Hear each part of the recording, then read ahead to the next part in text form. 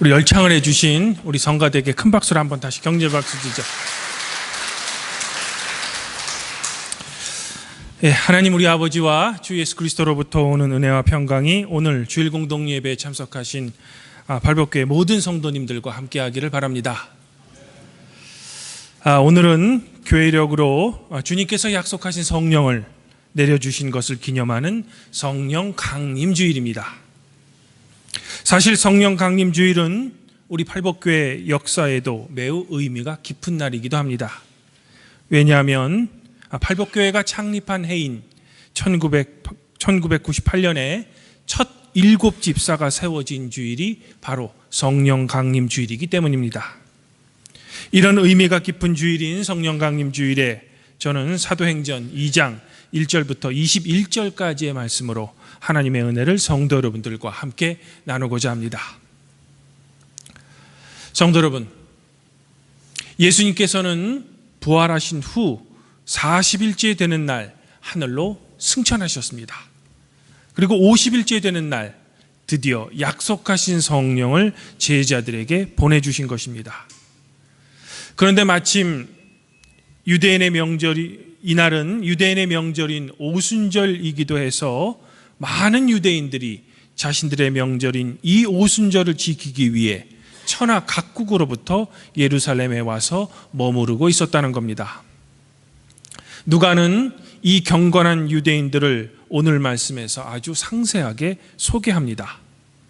이들을 지역별로 한번 구분해 보면 먼저 첫 번째 집단은 바데인, 메데인, 엘라민, 즉 메소포타미아 지방으로 온 사람들이었다는 겁니다. 두 번째 집단은 소아시아 지역인 가바도기아와 본도, 아시아, 부르기아, 밤빌리아에서 온 사람들이었으며 세 번째는 북아프리카, 즉 애굽과 구레네 근방 리비아에서 온 사람들이었습니다. 그리고 네 번째 집단은 로마로부터 온 나그네들이었으며 마지막 다섯 번째 집단은 그레데와 아라비아 사람들이었다는 겁니다. 그리고 이들 대부분은 흩어진 유대인들, 즉 디아스포라 유대인으로 각자 자기 지방의 언어를 사용하고 있었다는 겁니다. 즉 지금 예루살렘에 이렇게 많이 모인 경건한 유대인들은 매우 국제적이며 여러 지방의 언어를 사용하는 군중이었다는 겁니다.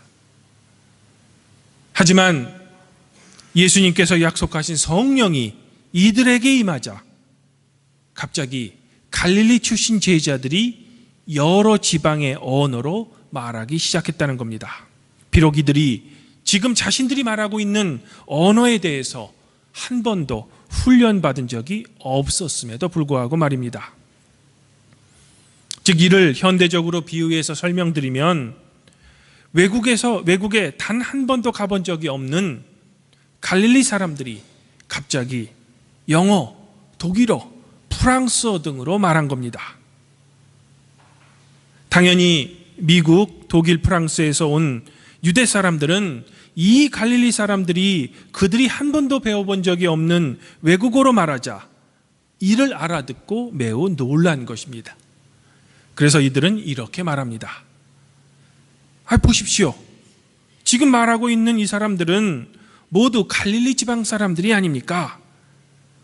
그런데 우리 모두가 우리가 태어난 지방의 말로 듣고 있으니 이 어찌 된 일입니까? 성도 여러분, 이렇듯 성령이 임하자 우리 사람들의 이성으로는 도저히 이해할 수 없는 현상이 일어났던 겁니다.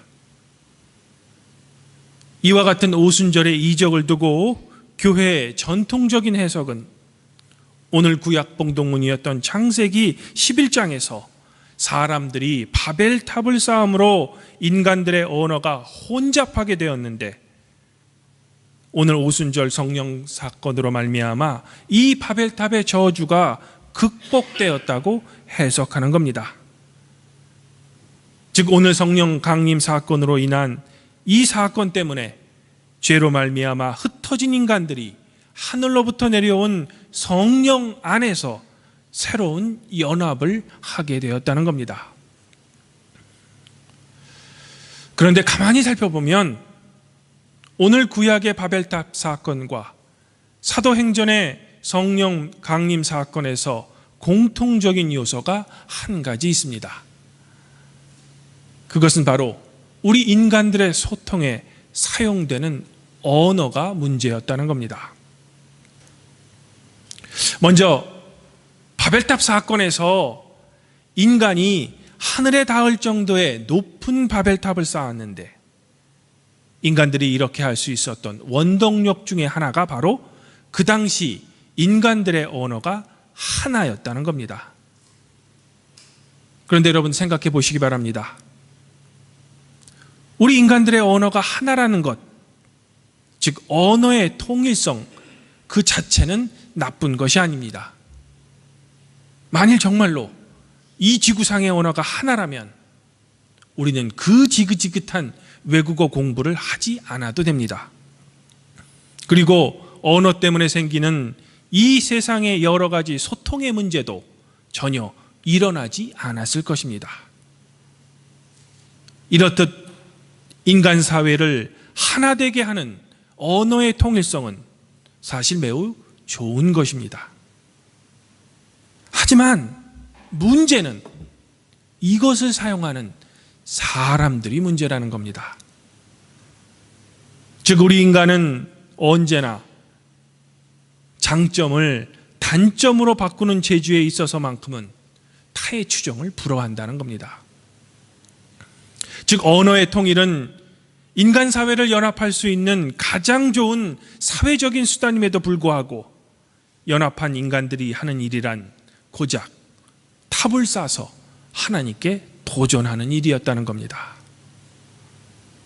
이 때문인지 후에 하나님께서 사람을 살리라고 주신 사랑의 율법을 과거 예수님 시대에는 바리새인들이 사람을 죽이는 율법으로 탈바꿈시켜버린 겁니다. 그리고 이런 일들은 현대도 우리들 주변에 아주 자주 일어납니다. 예를 들어 우리 인간 사회에서 과학의 발달과 경제의 발달은 우리 사회에 매우 좋은 것들입니다.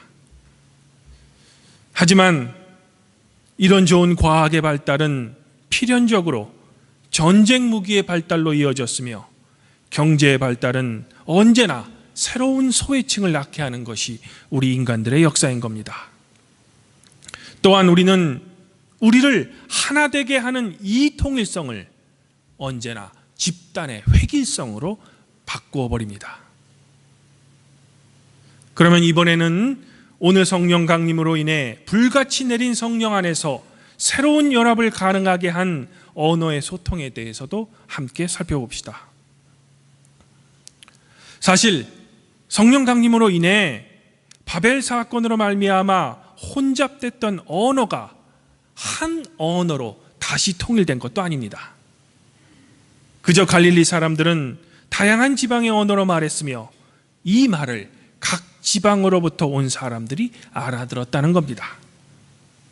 다시 말해 언어의 다양성은 그대로 유지된 채 서로 소통이 되었다는 겁니다. 즉 사람들을 서로 소통시키는 원동력은 우리 인간들이 사용하는 언어를 다시 재통일하는 것이 아니라 바로 성령에 의해서 소통이 이루어진다는 겁니다. 성도 여러분, 이처럼 오늘 말씀이 우리에게 주는 중요한 가르침은 우리 인간을 하나로 연합되게 하는 것은 이 세상 사람들이 모두 한 가지 언어를 사용하는 것 같은 사회 문화적인 방식이 아니라는 겁니다. 또한 이념의 통일, 사상의 통일, 우리가 살고 있는 지역의 통일도 아닙니다.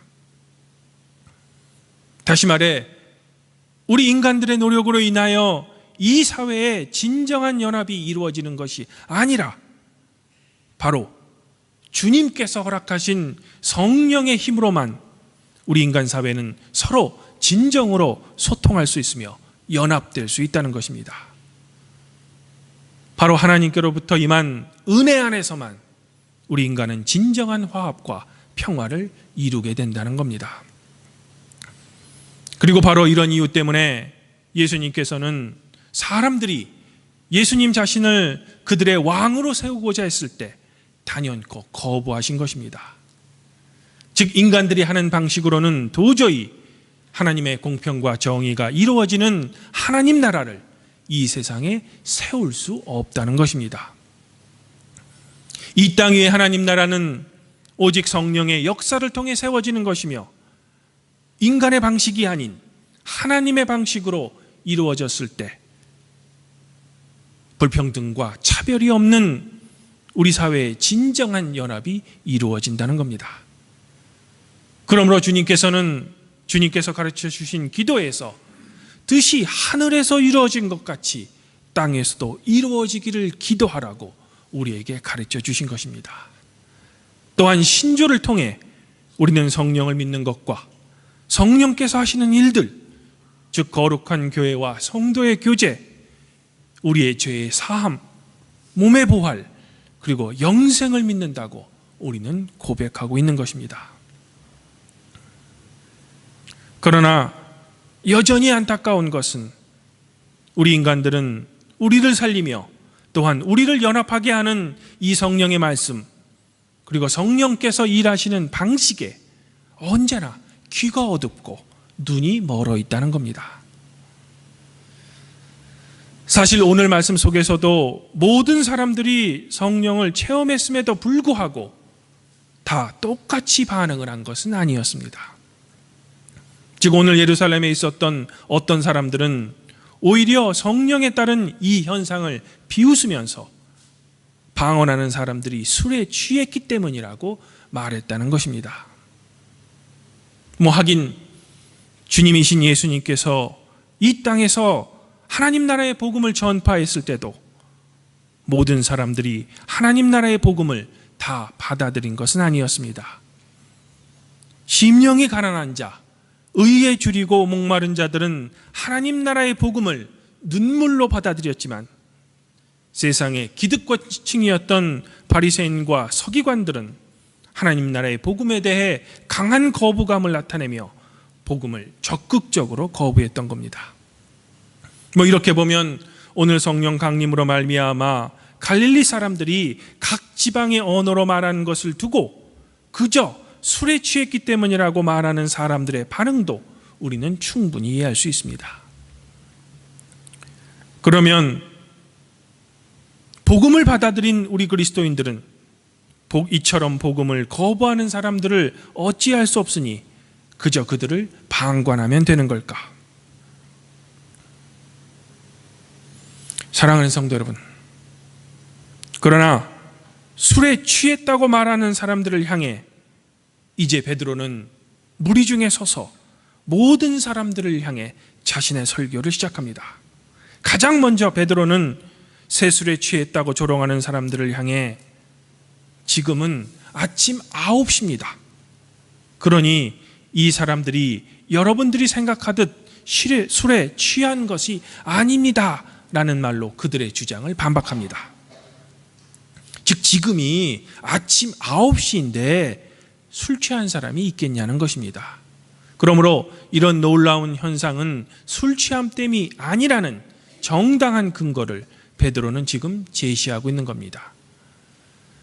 그러면서 베드로는 구약 성경 중에 요엘서 2장 28절부터 32절을 인용하면서 자신의 설교를 시작하고 있는 겁니다. 그러면 제가 세 번역으로 요엘서 2장 28절부터 32절을 다시 한번 읽어드리겠습니다. 그런 다음에 내가 모든 사람에게 나의 영을 부어주겠습니다. 당신들의 아들, 딸들은 예언을 하고 노인들은 꿈을 꾸고 젊은이들은 환상을 볼 것입니다. 그때가 되면 종들에게까지 남녀를 가리지 않고 나의 영을 부어주겠습니다. 그날에 내가 하늘과 땅에 징조를 나타내겠습니다. 피와 불과 연기 구름이 나타나고 해가 어두워지고 달이 핏빛까지 붉어질 것입니다. 끔찍스럽고 크나큰 주의 날이 오기 전에 그런 일들이 먼저 일어날 것입니다.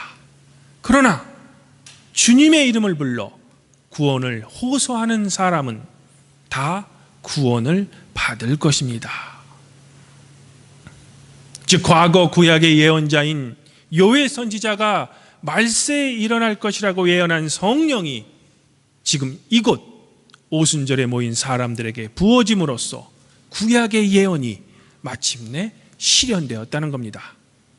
그러므로 당연히 앞으로 미래에 주의 크고 영화로운 날인 하나님의 심판의 날인 주의 날 또한 반드시 올 거라는 겁니다. 성도 여러분, 오늘 말씀에서 보듯이 성령의 체험이란 우리의 이성으로는 이해하지 못할 때가 많습니다. 그래서 성령을 체험했던 일부 사람들은 그것이 술에 취한 것이라고 해석까지 했던 겁니다. 하지만 베드로는 이 순간 옛 구약의 말씀을 떠올렸습니다. 어부였던 베드로가 이 순간에 어떻게 그렇게 과거 요엘 선지자의 말씀이 떠올랐을까? 이것 또한 바로 성령께서 하신 겁니다. 지방 언어를 전혀 모르는 갈릴리 사람들이 각 지방 언어로 말할 수 있었던 것처럼 말입니다. 이처럼 성령께서는 우리의 방법이 아닌 당신 자신의 방법으로 우리를 감동시키십니다. 그리고 우리를 감동시킨 것처럼 성령께서는 이번에는 우리를 통해서 주님을 알지 못하는 사람에게 복음을 전파하시는 겁니다. 그리고 이 위대한 사명을 교회에게 위임하신 겁니다. 그러므로 교회는 이 위대한 선교 사명을 마땅히 감당해야 할 것입니다.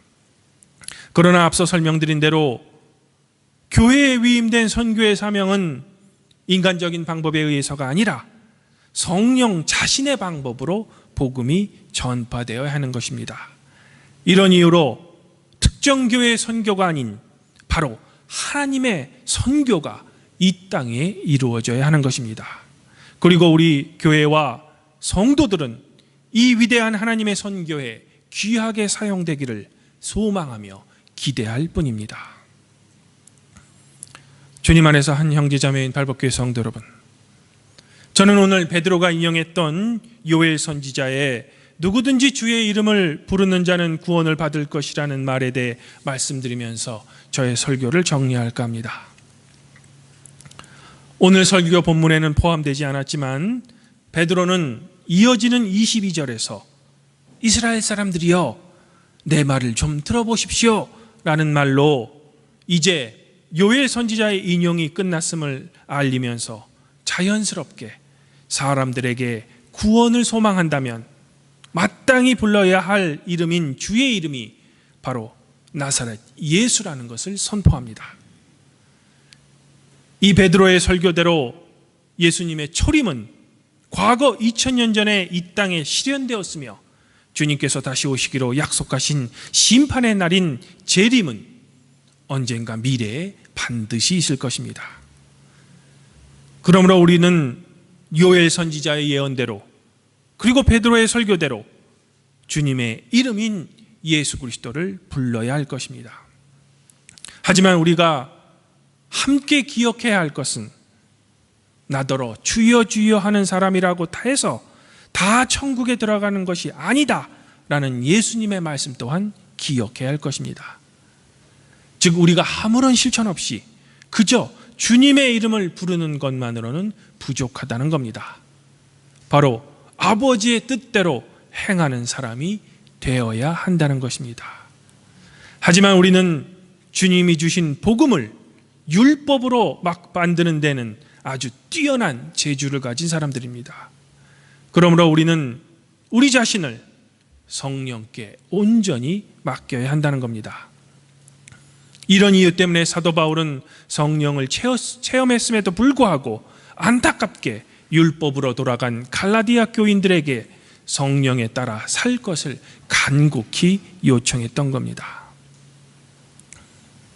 아무쪼록 저희 발복교회 성도 여러분들은 성령에 따라 사는 삶을 여러분들이 먼저 살아가시기를 소망합니다. 그리하여 성령에 따라 사는 여러분들의 삶을 통해 이 세상과 아직 주님을 알지 못하는 사람들에게 하나님의 선교를 하시기를 바랍니다. 우리가 그러한 삶의 태도를 유지하며 우리의 삶으로 성령의 역사를 확증할 때 주님께서는 팔복교의 모든 성도들에게 주님께서 약속하신 영광의 면류관을 허락해 주실 것입니다. 그리하면 모든 지각에 뛰어나신 하나님의 평강이 그리스도 예수 안에서 모든 성도들의 마음과 생각을 지키실 것입니다.